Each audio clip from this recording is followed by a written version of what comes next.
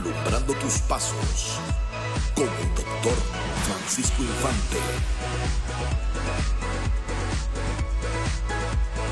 Aprenderemos, conoceremos, en familia, sin límites y mucho más. Alumbrando tus pasos. Muy buenos días, mis amados hermanos, amigos y ministros que esperan nuestras transmisiones con la finalidad de tener una herramienta en tu canal Alumbrando tus Pasos. Muchas gracias por su contribución y por estar al pendiente, y también por darle like y fijar la campanita allí para que cada vez que demos un mensaje, pues le llegue a ustedes de manera directa. También promuévalos a otros. La finalidad que también se inscriban para que ellos también puedan edificar su vida. ¿Oyó? Bueno, sin mucho preámbulo, pues la clase de ayer fue extraordinaria. Escuela Tanada ayer dio una palabra poderosa, el tercer nivel del alma en ascenso hacia volver pues a su parte espiritual, como desde el principio estaba en el huerto del Edén. Bueno, esta serie que voy a crear aquí se debió a que las personas me han preguntado que habían unos mensajes dentro del internet, pero que ahora no han podido tener acceso, que era sobre las vasijas que estaban en el templo, pero que he decidido volverlos a grabar para que tenerlos en mi canal, para que puedan ir y volver pues a tener esa información, para que vuelvan a nutrirse. Bueno, mis amados, vamos a comenzar con la carta a los Corintios. La carta a los Corintios en el capítulo, en 2 de Corintios capítulo 2, capítulo 4, verso 7. Se lee así: con todo, llevamos este tesoro en vasos de barro para que esta fuerza soberana sea como obra de Dios y no nuestra. Eso se lee en la Reina Valera. Ahora vamos a leer la K2 antigua. Dice: pero tenemos este tesoro en vasos de arcilla para que sea evidente que este poder abrumador viene de Yahweh y no de nosotros. Qué tremendo. Basado en esta palabra, pues vamos nosotros a bendecir hoy al Eterno. Gracias, Eterno y Soberano, por esta palabra que nos vas a permitir dar y que ellos la puedan recibir con humildad y con sencillez de espíritu. Bueno, mis amados, sencillamente que aquí ha pasado algo tremendo. Por eso es que vemos el libro de los Corintios, y cuando Pablo habla se refiere aún a él mismo, diciendo también en 2 de Corintios 12, 5, dice: podría sentir orgullo pensando en ese, pero en cuanto a mí, solo me gloriaría en mis debilidades. Fíjese que en el versículo 9 del mismo capítulo, de la misma carta, pero me dijo: bástate de mi gracia, mi mayor fuerza se manifiesta en la debilidad, o en tu debilidad. El asunto es, mis amados, que Pablo está diciendo aquí, o educando a la congregación de Corintios. Todos piensan que era una congregación judía y no era. Eran convertidos al judaísmo, pero no eran. Eran gentiles que se habían convertido al judaísmo. Recuerde bien que este lugar tenía 6.000 habitantes, y de los cuales 5.000 eran esclavos, porque era un puerto muy importante por donde entraba mucho el trigo. Entonces, si nosotros basamos en este punto y vemos esta parte histórica de este lugar, entonces podemos tener más ampliamente una visibilidad de todas estas cosas, para no hacer argumentaciones o sacar interpretaciones donde no hay. El apóstol Pablo está definiendo de que allí cuando él llega en el 48 encuentra de que hay judaizantes que han traído al judaísmo. Entonces la gente dice, no, que era una comunidad judía. No, no era judía. Se habían convertido al judaísmo, sí era adicto al judaísmo, pero no nació como comunidad judía. Entonces, ¿por qué digo eso? Haciendo referencia a que pensemos bien, cuando Pablo escribe a los Corintios, está escribiendo bajo otro contexto, en otro contexto. Por eso es que cuando Pablo también les explica a ellos que si alguien no nació, nació incircunciso, quédese así como está. Si se circuncidó, quédese así como está, porque ni una cosa ni otra vale, sino está diciendo que lo que vale es la remisión o de lo que el Mesías causó con su muerte, la restauración que hubo causado. Entonces le está dando relevancia a la vida de Yeshua HaMashiach. ¿Por qué digo esto? Porque muchos han tomado esta carta para decir cosas que no tienen ningún sentido. Entonces Pablo está refiriéndose profundamente al hecho de las vasijas de barro. Está hablando referente al hombre para que no lo miren a él mismo, incluso como esa persona que se pudiera jactar. Pablo dice, yo pudiera tener orgullo, si pudiera gloriarme, me voy a gloriar en el Señor. Después dice, bueno, yo mismo le dije que me quitara todas estas cosas, todas estas molestias que cargo sobre mi cuerpo, y me dijo, bástate de mi gracia, mi poder se perfecciona en tu debilidad. En tu debilidad. Entonces estamos basando de que Pablo le habla a los Corintios sobre el vaso frágil, donde dice vasos de arcilla, para que sea evidente el abrumador poder de Yahweh y no de nosotros. Pablo muestra su debilidad. Cuando el Eterno le dice, bástate de mi gracia y yo me perfecciono en tu debilidad, lo está tratando como un vaso de arcilla, frágil, que puede romperse, que puede dañarse de cualquier manera. Fíjese usted al punto donde toma una figura retórica para llevar y hablar una gran verdad. Está hablando una gran verdad. Pablo mismo se refiere a sí mismo, en otras palabras, como un vaso de arcilla, con debilidades. Y que Dios se perfeccionaría en eso, colocando ese exagerado, ese extravagante, ese abrumador poder, como dice él, que viene de Yahweh y no de nosotros. Qué cosa más bonita cuando vemos a un hombre teniendo este tipo, un hombre usado por Dios, un rabino como era Pablo de Tarso, dejando usar con algo impresionante, algo tan hermoso, y reconociendo que simplemente es un vaso de arcilla.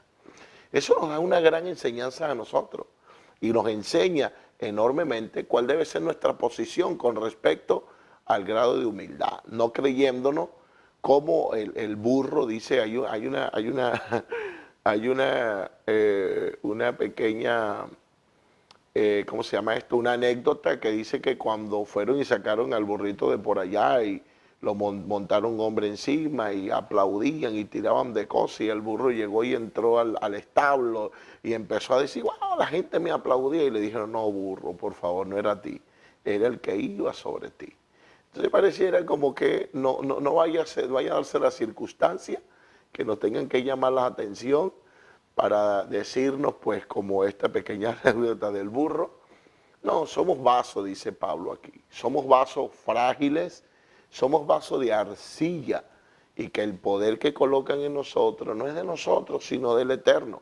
Pablo es tremendo, ¿no? Tomando esta forma para explicarnos enormemente la grandeza de lo que Dios hace. Si nosotros vamos y miramos para el año 217 de la era común, nos damos de que ciertamente un hombre llamado Orígenes, en Jericó, encontró también unas vasijas, unos manuscritos en unas vasijas de arcillas, y allá habían unos escritos que tenían que ver bíblicos, y por eso se dan cuenta de que eso tenía que ver con el movimiento que había generado Yeshua, pero no solamente eso, sino también de las partes antiguas, que en el año 46, si mal no me equivoco, en las cuevas de Qumran, en 11 cuevas, encontraron manuscritos escritos en hebreo y en arameo, pero en maneras grandes, tremendo.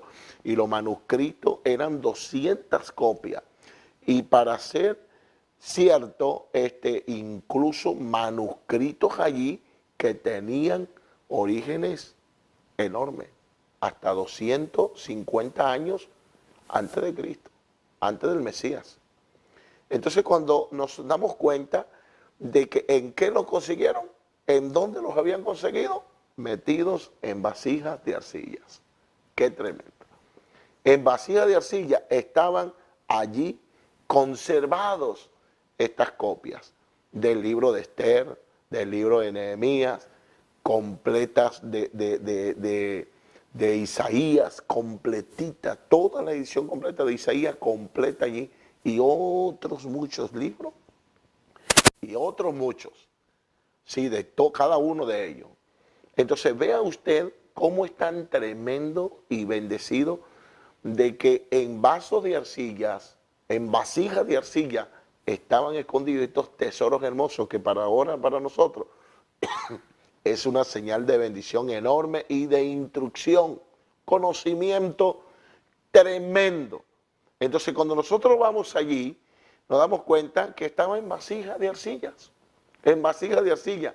Qué cosa más bonita de que ahí podemos traer alusión a lo que dice Pablo, que un poder tan grande, un poder, mira lo que portaban, la palabra del Eterno, que ahora mismo nosotros disfrutamos del libro de Isaías de una manera increíble. Hablamos de Esther, de Nehemías, y podemos nosotros citar, y así como a otros, una cosa tan hermosa que nosotros podemos citar. Entonces, fíjese usted que estaba metido en un vaso de arcilla. ¿Cómo es posible? Somos templo y morada del Espíritu, en un vaso de arcilla frágil, que hasta un vaso de agua nos ahoga. Un vasito de agua nos ahoga. Y llegamos a tener una petulancia y creer que somos, y hasta a creer que podemos añadir un vaso, una estatura, un codo a nuestra estatura. Ese es el punto que hemos llegado, en el que hemos tenido muchos problemas cuando desvirtuamos nuestra condición. ¿Sabía usted por qué se denota o por qué se hace saber de que el reino de Saúl no lo eligió el Eterno? El Eterno lo unge, pero no lo eligió. Eso lo vengo enseñando yo de hace más de 15 años. Eso lo vengo enseñando yo de más de 15 años. ¿Cuál era la señal de que el reinado de Saúl, no era impuesto por el Eterno, o el Eterno no lo había escogido? Sencillo, por la vasija de barro. La vasija de barro era la simbología, ciertamente, que el Eterno no lo había escogido. ¿Por qué? Porque cuando lo fueron a ungir, Samuel colocó el aceite, el Eterno le ordena que lo coloque en la vasija de barro. Y pone el aceite, sí, el aceite sacerdotal, que era para ungir reyes y sacerdotes, sí, ese aceite ahí para ungirlo. Y entonces unge el aceite sacerdotal que no se vaciaba. Uno hizo Moisés y de ahí nunca más se vació. Se lo saca de ahí y lo pone en una vasija de arcilla. Y con ese tipo, esa formación, esa tipología, es que él va a ungir a Samuel, indicando así que su reino tenía fin, que su reino no iba a ser perecedero, o su reino no iba a permanecer. Porque según la vasija fue hecha por el hombre, como una vasija, fue ungido con una vasija hecha por el hombre. Eso simbolizaba la caída y que su reino tenía fin. Igual manera, cuando van a elegir a David o van a ungir a David, el mismo Samuel no lo unge con una vasija, una redoma, no, una vasija de arcilla, no lo unge con una vasija de arcilla, sino que echa en el cuerno el aceite. Una cosa es el cuerno, que simboliza hechura del Eterno, que el que había escogido él era David. Eso simbolizaba que iba a perpetuar su reino y que su reino no caería, porque el cuerno era una hechura del Eterno y no hechura del hombre. Entonces, cuando vemos esta simbología y vemos que se puede, mirar como señal el gobierno que tenía Samuel o su reinado, era por la vasija de arcilla. Sencillo. Eso lo enseñé yo hace como 15 años, 16 años que enseñé todo eso. 16, 17 años enseñando eso. Entonces, imagínese usted con todo eso. Ahora bien, pero ¿cómo es posible que en algo tan frágil pongan algo tan grande? Esa es la simbología del Eterno. Y el Eterno tiene ciertamente como de esa manera de simbolizarlo, puede buscar simbología y hacérnoslo saber. Por ejemplo, cuando Pablo le dice a Timoteo que sepa uno de vosotros su vaso poseer en santificación y honor, no en pasiones de concupiscencia, tal como también la gente, las que no conocen al Eterno. O sea, Pablo dice, le explica a Timoteo en 1 Timoteo 4:4, que sepa cada uno de vosotros su vaso poseer, o sea, su vaso, llenarlo de la manera correcta. ¿Y por qué Pablo habla que no se puede llenar con este tipo de cosas malvadas, de pasiones y concupiscencia?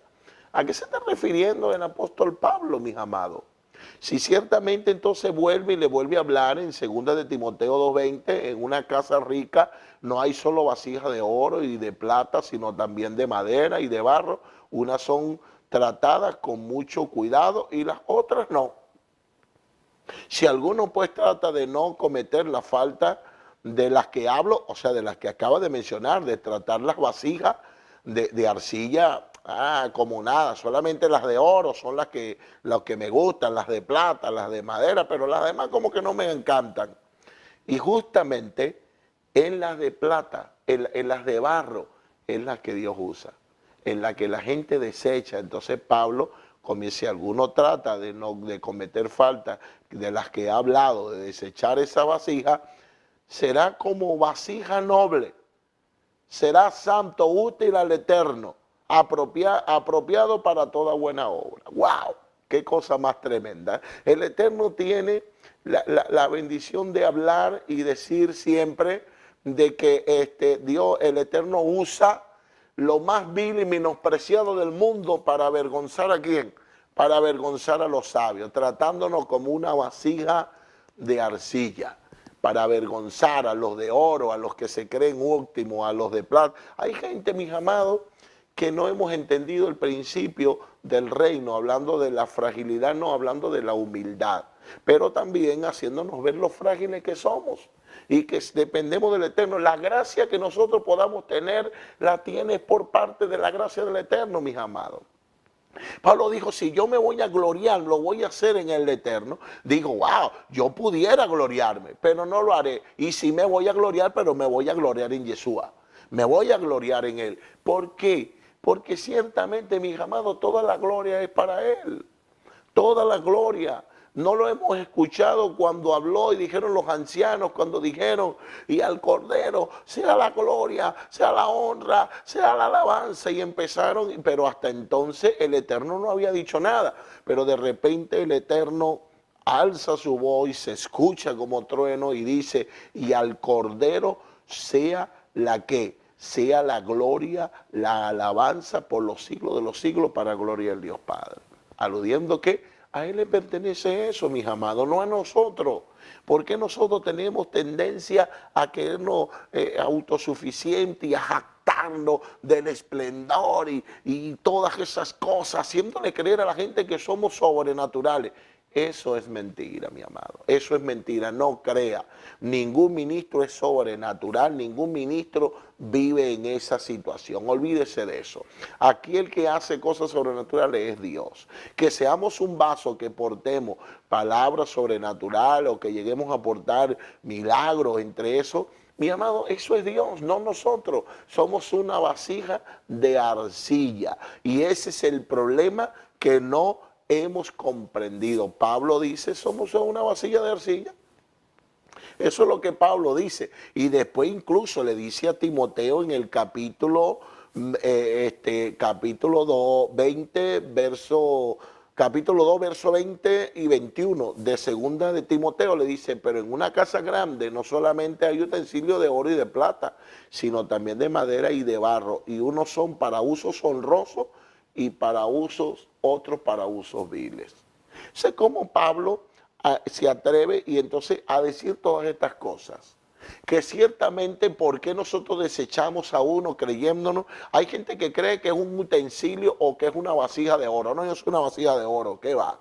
Yo no me comparo a nadie, yo soy una vasija de oro. Y bueno, Pablo especificó que en una casa de ricos hay ese tipo de diferencia, donde hay vasijas de oro que las tratan muñequitas y bellas, y las vasijas de plata y las vasijas de madera, pero las vasijas de arcilla, esas vasijas no la ponen en poco, las ponen por allá y las tiran por allá. Y yo quiero decirle que eso no está mal entendido, está mal comprendido el texto o nuestra vida en lo que tiene que ver con el Señor. ¿Por qué? Porque no hemos comprendido todo este movimiento.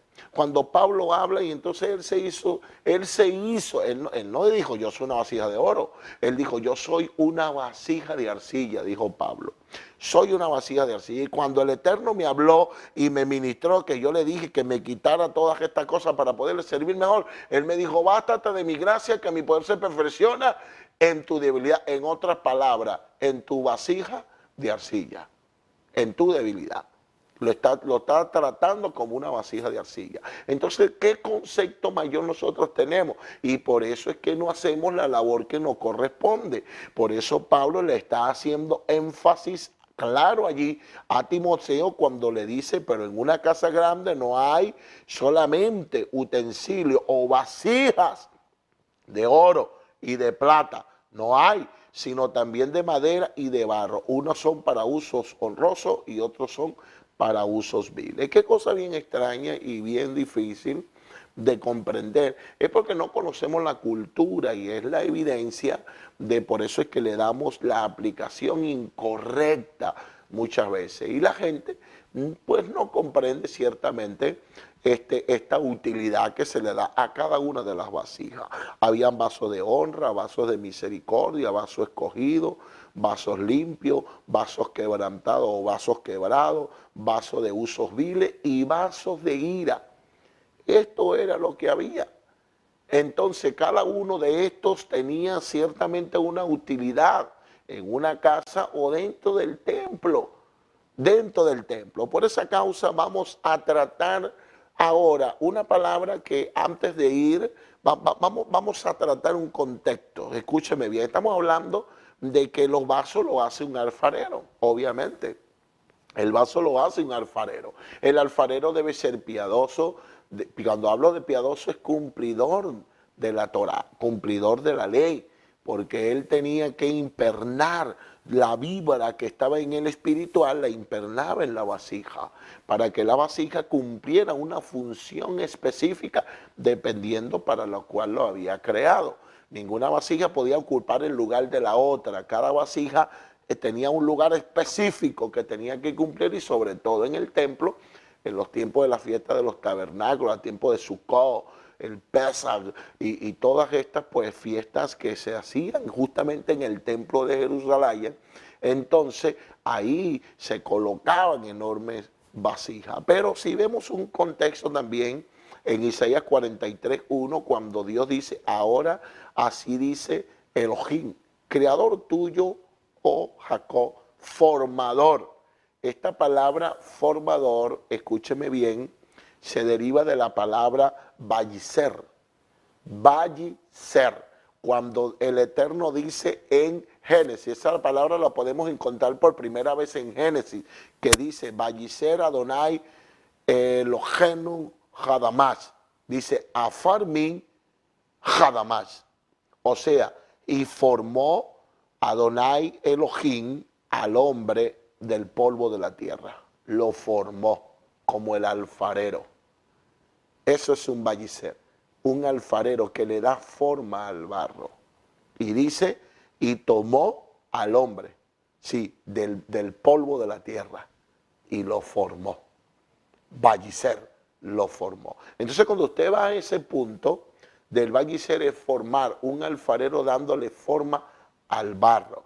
Entonces cuando leemos y estamos de vuelta a Isaías, cuando dice, así dice el Eterno, creador tuyo, creador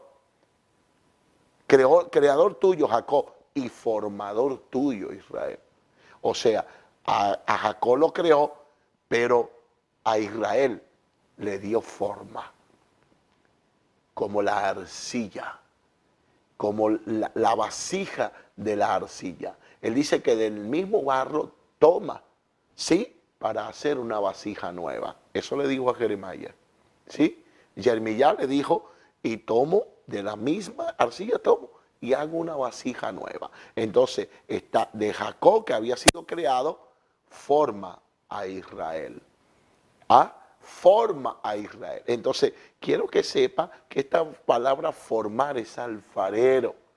Es el alfarero que le da forma a la vasija, dándole forma a la vasija de arcilla. Por esta causa, esto es lo que usa el alfarero. Ese es la virtud, eso es la belleza. Lo mágico de él era darle forma, pero con su espiritualidad.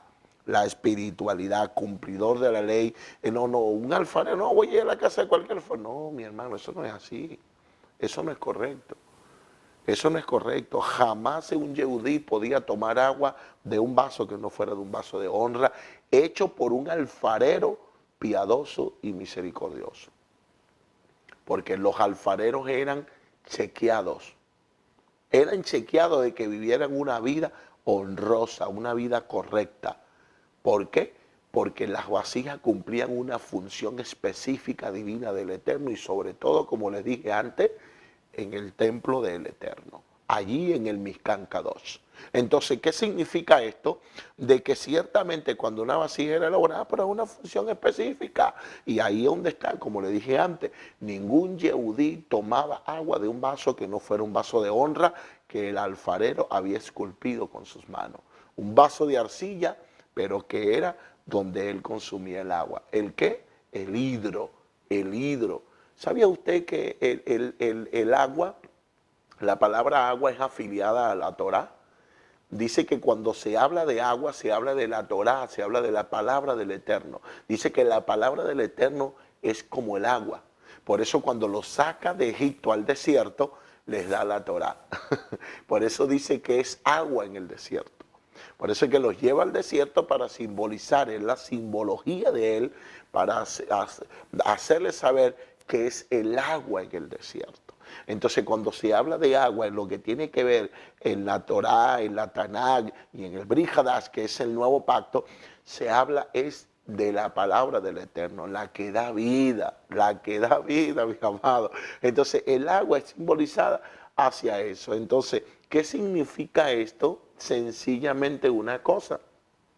Por eso dice que para tomar o beber el agua se toma con mucha humildad. Por eso dice que para aprender la Torah hay que bajar la cabeza y poner las manos hacia arriba como sediento, como carente, como necesitado, como aquel que no tiene y que le falta todo, que está muriendo de sed. Esa es la mejor manera de aprender la Torah.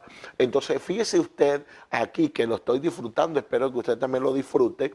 Vamos a hablar del vaso de honra, de este vaso, porque voy a ir gradualmente hablando de los vasos y ahora me toca hablar de este vaso de honra y lo voy a hablar específicamente. Voy a explayarme un poco aquí en este vaso para poder darme a entender. Entonces, mírese usted que ningún yehudí, escúchese bien, toma agua de un vaso que no sea de honra. Este tema yo lo di hace como 8 o 9 años, hace mucho tiempo di yo esto lo he dado en muchos países y hoy lo voy a volver a poner en internet para que usted pueda tener acceso a ello. Entonces mírese usted que el vaso de honra, obviamente, le repito de nuevo, no estoy redundando, quiero dejar por sentada la idea de que el vaso de honra es el único de donde toma el yehudí, toma agua. ¿Por qué? Porque simboliza algo grande, tiene una gran simbología. Aparte de que el agua era en el tiempo era muy difícil de encontrar. El agua era muy difícil de hallar. ¿Por qué? porque era un tiempo difícil. Tener agua, tener un tesoro. Y portar el agua en una casa era gente piadosa, porque aparte de que costaba, ciertamente estas personas cuando compartían o en sus casas tenían vasijas grandes de vasos de honra llenos de agua, era para que tomara el invitado. Esta persona al frente de sus casas tenía un pequeño patio, tenían cierto, no sé cómo se le llama, una pequeña pared de madera, y luego entraba, y al entrar al patio lo primero que se encontraba era con un tronco, y arriba de él había un vaso de honra, ¿sí? Una vasija de arcilla. Una vasija de arcilla que la habían formado como vaso de honra. Y portaba el hidro, portaba agua. Y cuando llegaba el invitado a aquella casa, ¿cómo se daba cuenta él que era una casa misericordiosa, de gente piadosa, que cumplía la ley? Porque eso hablaba de la nobleza del dueño de la casa. Y antes de entrar a saludar, lo primero que hacía la persona que venía en una zona desértica, en una zona que había mucho sol y era imperante tomar agua para que no hubiese deshidratación, lo primero que se encontraba el visitante era con un vaso de agua, con un vaso de honra. Y allí tomaba el agua y se saciaba de agua. Y después entraba y tenía pues esa unidad con los dueños de la casa. Fuera invitado un yehudí a una casa. Entonces, fíjese usted cómo miramos este panorama de que estas personas pues eran de esa manera, eran gente de un corazón noble, agradable, un corazón bello. Entonces, hay una de las cosas que me llama también mucho la atención, y es que lo que yo quiero que nosotros tomemos en cuenta aquí, que cuando Yeshua está y va al templo en los tiempos de las fiestas, ¿no? En la fiesta de los tabernáculos, los sacerdotes sacaban y llenaban los Cohen, llenaban el patio de las mujeres, el patio de los extranjeros, el patio de los hombres, los yehudí de casa. Todos esos eran llenos con vasos de honra. Vasos de honra, mis amados, sí. Tanto para el extranjero, para el patio de la mujer y el patio de los yehudí. Les ponían vasos de honra. Cada uno tenía su patio y eso era lleno de vasos de honra. ¿Por qué? Para que cuando llegara el visitante o el que venía a traer el sacrificio, duraban días y muchos de ellos eran pobres y venían sedientos, se les acababa el agua en el camino, y antes de brindar sacrificio lo que querían era agarrar el aliento de la vida. Sí, ¿verdad que sí? Usted sabe que hemos vivido un momento de sed y wow, aquello es impresionante, ¿no? Uno siente que se deshidrata, y sobre todo en un sol tremendo del mediodía, que eso parece que le quema la piel a uno, la chicharra a uno el cerebro. Entonces, si usted lo mira desde ese punto, se da cuenta de que con lo primero que se encontraba el viajero que venía al sacrificio era con un vaso de honra. Ay, y no me imagino cómo se saciaba de tomar agua. Tomar agua, pero... y eso era que no dejaban que un vaso se terminara. El vaso apenas se iba acabando, lo llenaban de agua, porque eso era una señal de bendición, era una señal de volverle la vida. Lo primero que se encontraba antes de brindar el sacrificio era con recuperar el aliento de vida. Por eso dice que el agua en el cuerpo ocupa el 75% de agua en nuestro cuerpo, y que estamos hechos del 75%, sí, 65% porque es el H2O, el agua, el hidro es H2O, oxígeno y nitrógeno, 65% de oxígeno y 10% de nitrógeno. Eso le da paso al hidro, al agua, mi amado, sí, al agua potable. En sí separados son venenosos en altas escalas, pero unido le dan paso a la vida, a devolver el aliento de la vida. Qué cosa más bonita, ¿verdad? Sí. Ahora mírese usted también, para que mire este punto agradable, de que ciertamente eso estaban llenos los patios, llenos de agua impresionante, de vasos llenos de honra.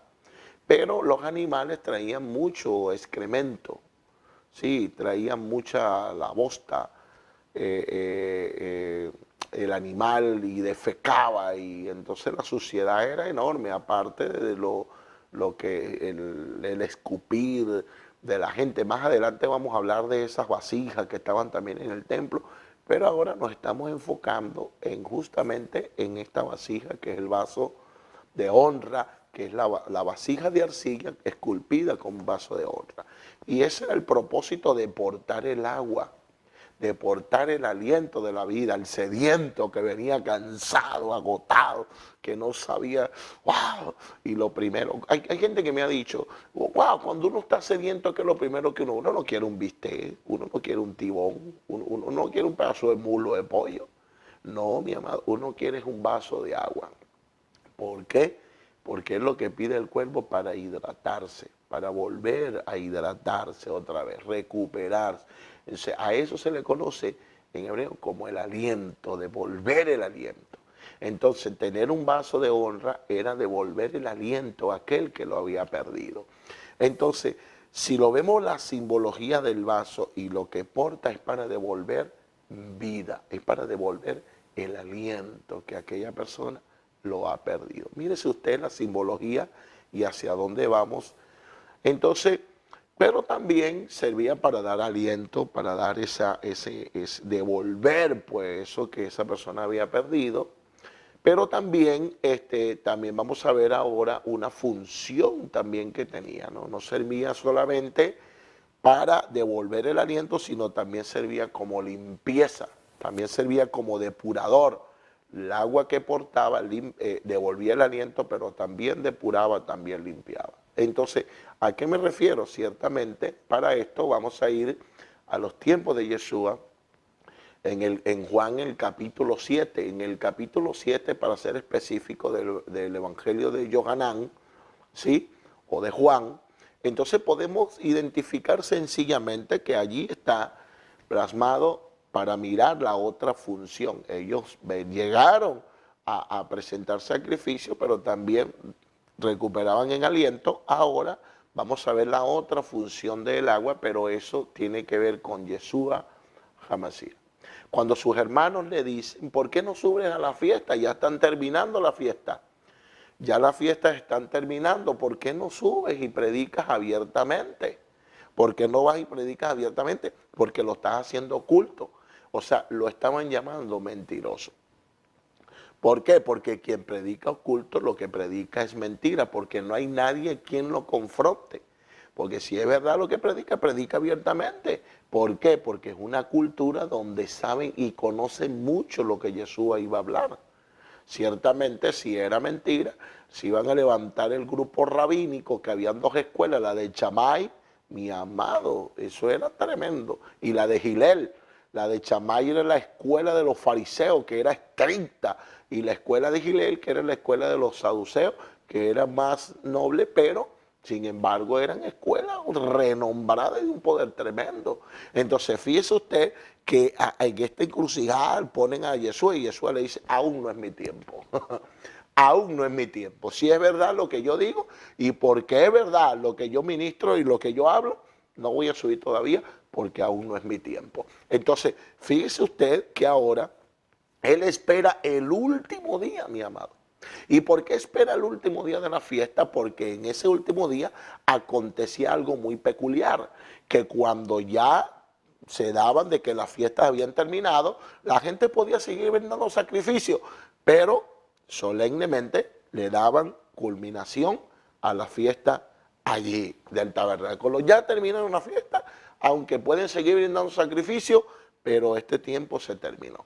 Entonces, ellos se quedaban allí para seguir brindando sacrificios. Y los que se quedaban allí estaban esperando porque eran cantidades enormes, cantidades enormes. Pero entonces, ¿por qué anunciaban terminar la fiesta? porque entonces ahí pasaba algo. Cuando anunciaban los sacerdotes, los Cohen, agarraban los vasos de honra, toda el agua que quedaba dentro de los vasos de honra, lo vaciaban. Sí, las vaciaban en el piso, en el mármol, que eran pisos de mármol, y vaciaban todos esos vasos de honra, en todos esos pisos los vaciaban. Dice que el agua era tan abundante que llegaba o sobrepasaba por arriba del tobillo. Imagínese usted la cantidad de los vasos de honra que había. Dice que corría como río, pasando por arriba de los tobillos. Pero ¿por qué usaban esa agua que quedaba de los vasos de honra? ¿Para qué la usaban? Para limpiar toda la suciedad que estaba en el piso de mármol.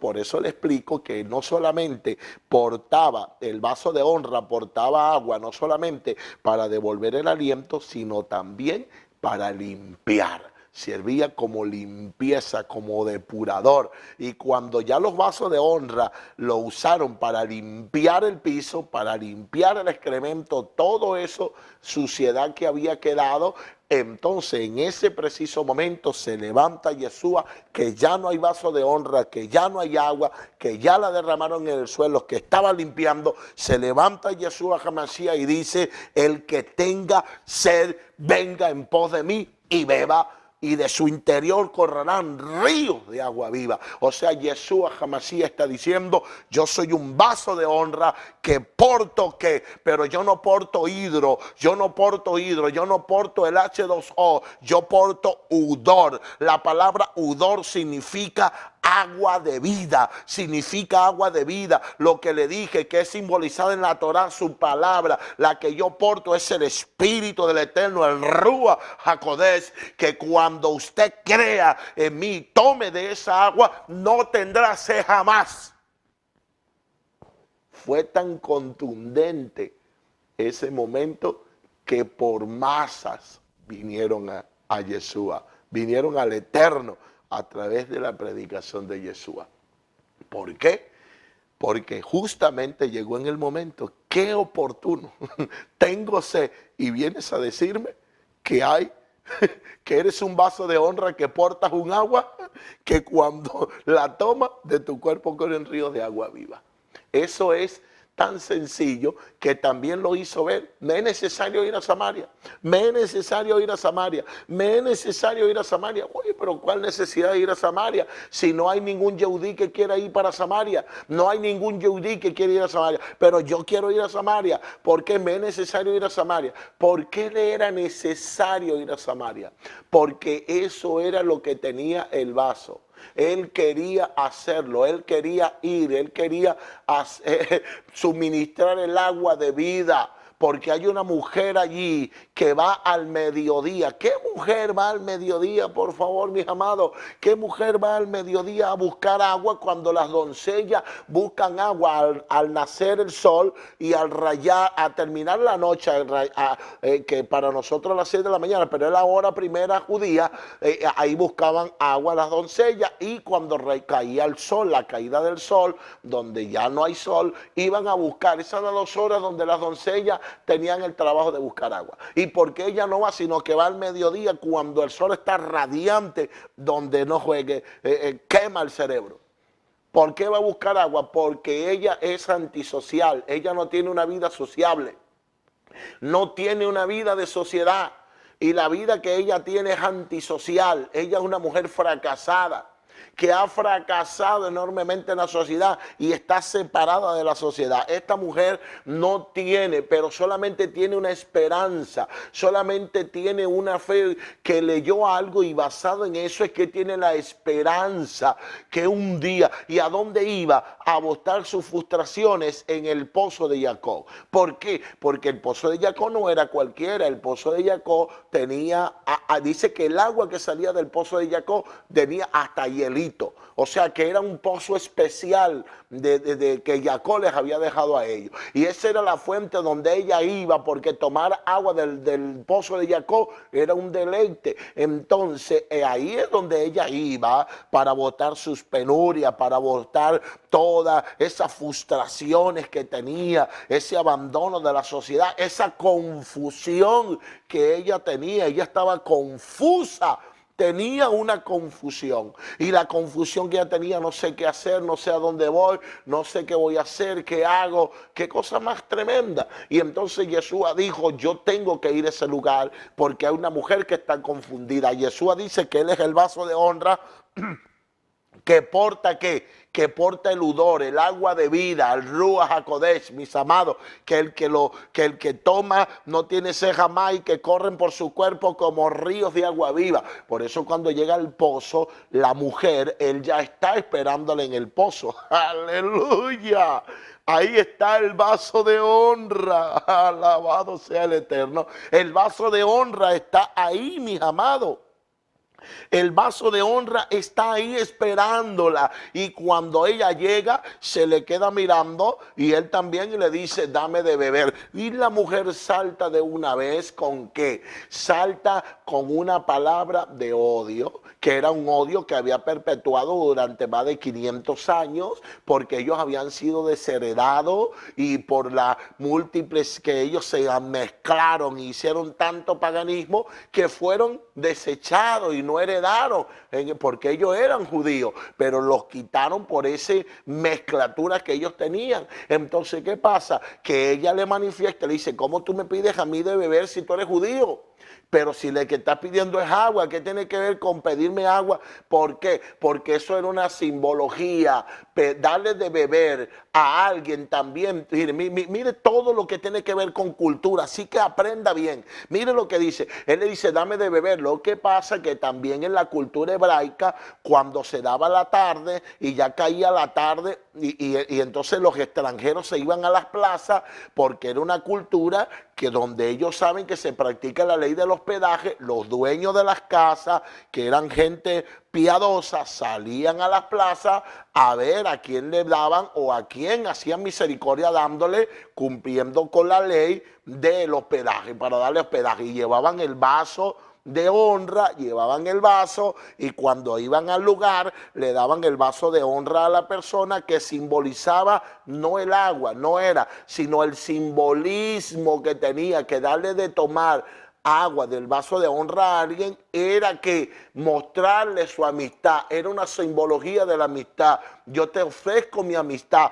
y tú serás como yo en mi casa, yo gozarás de lo que yo gozo, solo seré mayor que tú con mi esposa. En ella yo solo seré mayor. Es más, mejor aún, cuando lo llevaba a casa, no dejaba que le sirviera nadie a la mesa al extranjero que venía, sino le servía al dueño de la casa, para no perder autoridad, porque si en ese momento un sirviente le servía al invitado de la casa, perdía autoridad al dueño de la casa, y para no perder autoridad, él mismo le servía a la mesa. Por eso es que Yeshua dice, y yo le serviré a la mesa cuando estemos en la siguiente celebración de Pesach. Entonces, si usted lo queda viendo, usted se da cuenta que cuando él le dice, dame de beber, ella lo primero que salta y dice, ¿cómo tú me pides la amistad a mí?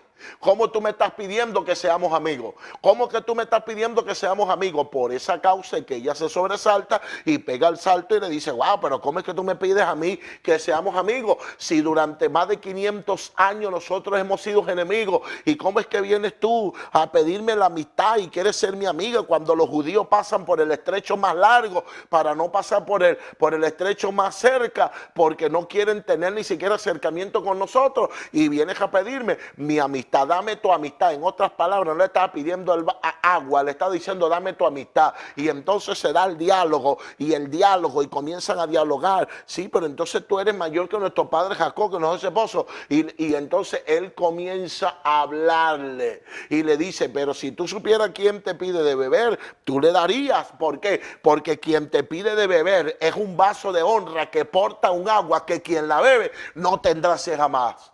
Wow, dame esa agua, yo la quiero, yo quiero tu amistad para que ve y busca a tu marido. Pero para que tomes eso, para que tomes, tienes que hacer una cosa, lo primero, tienes que arreglar tu vida. Busca a tu marido, busca a tu esposo. En otras palabras, la gente dice que ella era prostituta, no era ninguna prostituta. Ve a buscar a tu esposo. Y ella le dice, no tengo esposo. Bien has dicho, porque son maridos. Concubinos son los que tienes, 5 más el que tienes ahora, que es 6. Tampoco este esposo también es un concubino. Le está hablando de concubinato, le está hablando de qué, de fracaso, le está hablando que es una mujer fracasada porque ha tomado las decisiones incorrectas y no han cumplido con lo que dice la Torá, que es con matrimonio y no es con rejuntado. ¿Sí? Por eso es que Pablo dice, si hay alguien rejuntado, no se separe, pero arregle su vida y cumpla con el mandamiento de realizar su matrimonio. Pero entonces ella le dice, no lo tengo, y confesó todo. Y entonces en ese momento, ¿qué está diciendo Yeshua? Yo soy el vaso de honra que porta el udor, lo mismo que había dicho en el templo cuando se terminaron la fiesta. Entonces esta mujer tomó de esa agua, esta mujer termina tomando de esa agua. Pero la mujer expresa una confusión y dice, yo estoy confusa. ¿Y cuál es mi confusión? Que yo tengo allá un pensamiento que en el monte Serijín me dijeron a mí, los samaritanos, que ahí es donde está el verdadero monte, pero luego vi que es en el monte, en el Sinaí, en el monte de Dios allá. Entonces dicen que ese es el monte verdadero donde se entregó la ley, se entregó todo, pero yo he estado todo confundida.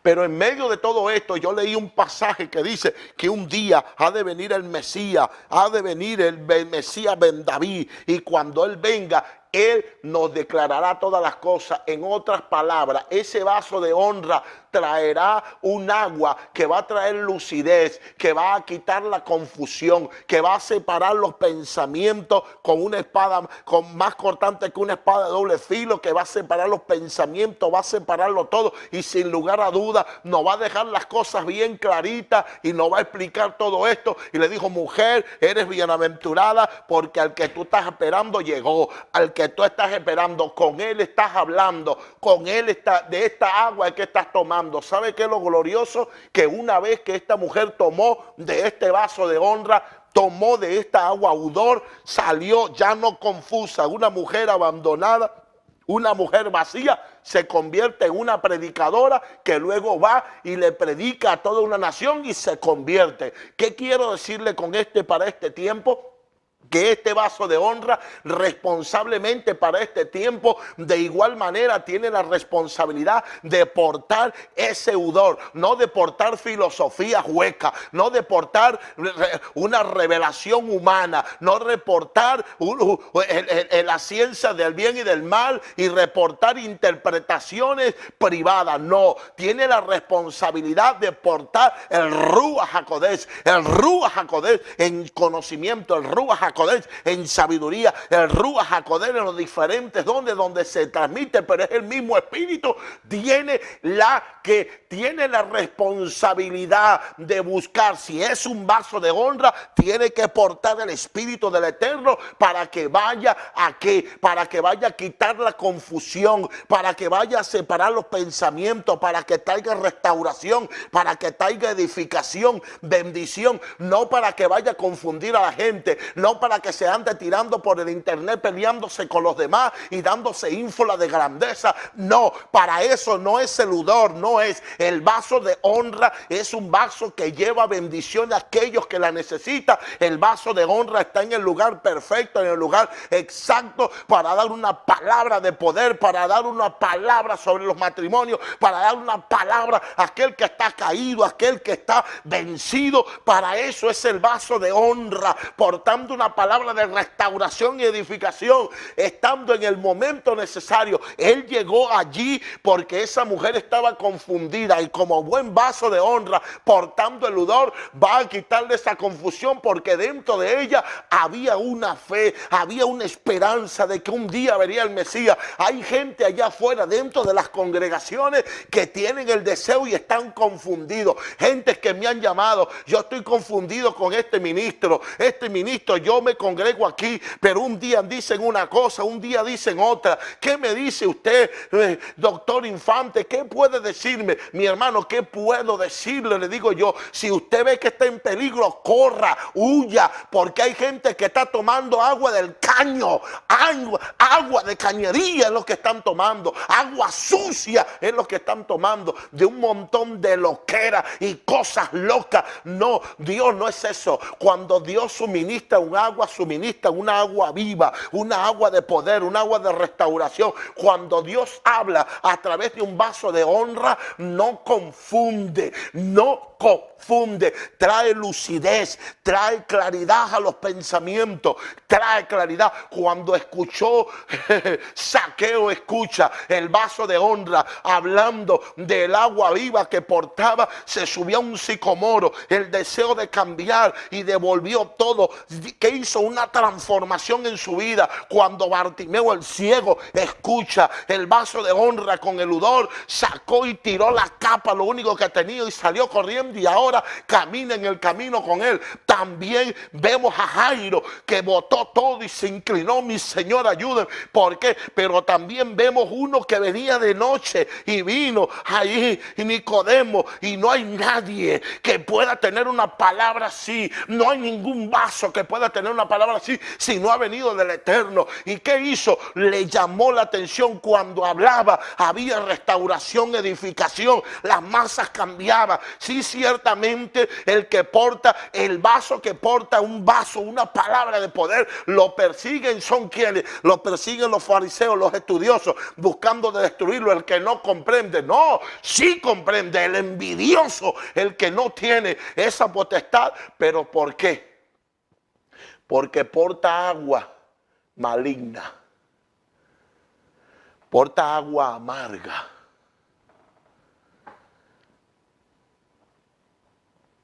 Usted haga la conclusión. Haga su conclusión. Y verifique qué agua le están dando en el lugar donde está. ¿Qué agua le están dando? Usted es el responsable. Todo hombre dará cuenta por sus actos. Usted no va a poder decir cuando esté delante del tribunal, ay, Dios mío, que aquel me dijo aquello, que no. Usted se va a responsabilizar. Escúchame bien, un hombre puede mover a un hijo. Un padre puede mover a un hijo. Un rey puede mover a un hombre. Pero si los que te mueven son gente de poder, tú decides por tu alma. Porque el alma es tuya. Y tú decides. Y como tú decides por tu alma, entonces tienes que tener cuidado. ¿Qué estás tomando tu familia y qué estás tomando tú? Y si lo que te están dando está dañado, tu deber es correr. Huye, huye.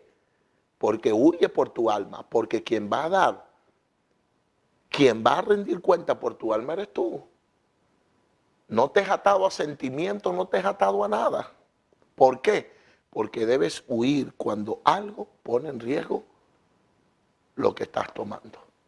Tu deber es asegurarte que el agua que tomas es la correcta. El agua que tomas es la correcta. Así de que Dios me lo bendiga, a su salud, y espero de que esto sea de bendición para su vida.